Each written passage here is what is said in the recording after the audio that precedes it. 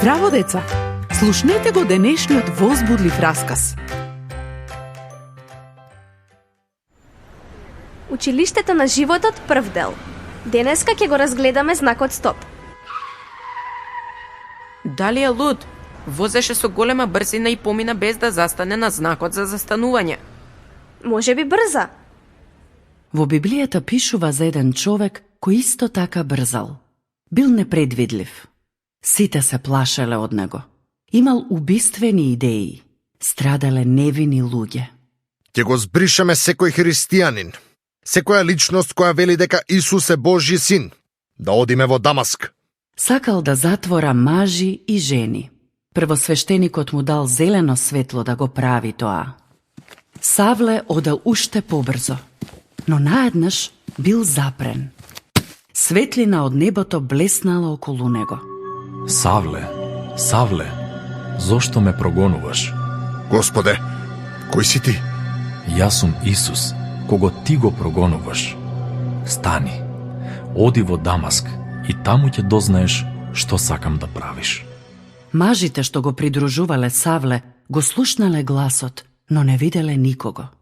Кога Савле станал, бил слеп. Неговите придружници го одвеле во градот.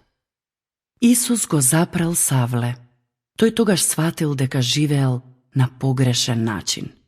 Мислел дека му припаѓа на Бог, но тоа не било вистина. Без Исус сите сме на погрешен пат во животот. Ние сме на пат што не води до небото. Таа е опасна патека. Затоа Исус го запрел Савле и многу други луѓе. Никогаш не сум видела светлина.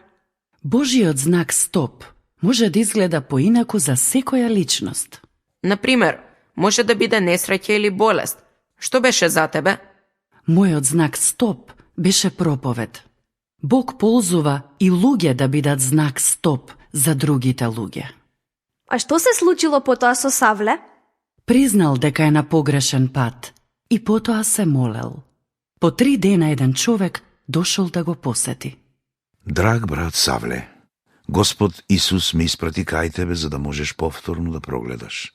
Биди исполнет со Светиот Дух кој ќе ти даде сила за твоето животно патување. Во тој миг Савле можел повторно да гледа. А потоа?